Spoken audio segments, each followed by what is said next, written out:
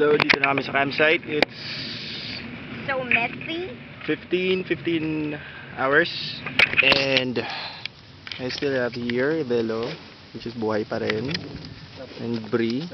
Wow. Ano yan? Art and Eddie. As you can see, there's still fire. And I'm really sad to say, but here's actually what happened. That's what happened a while ago. So I'd say around 60% ang malapit sa summit is sunog.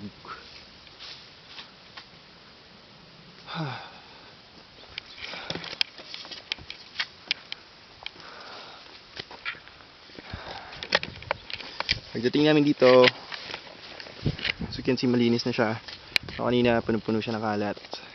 Pinulot namin, nilinis namin of course. And ito lahat ng kalat nila. Very responsible. The sad part is dito na isimula yung fire. As you can see, dito sa maliit na trail na to, sinunog nila yung basura.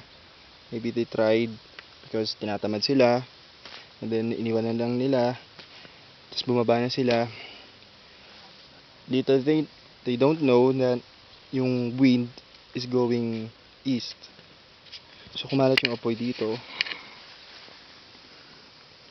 and to the extent na nasunog talaga. Grabe.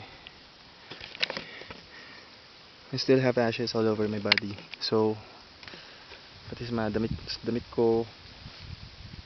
This is very, very, very disappointing. You can smell smoke everywhere.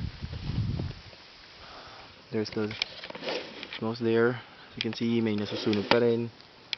Gusto ko siyang patayin, kaya lang ang hirap niya na mapuntahan kasi masukal masyado. Very, very alarming.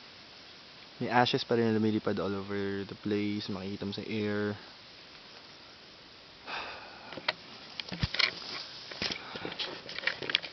And it all started sa isang plastic ng basura lang. So disappointing.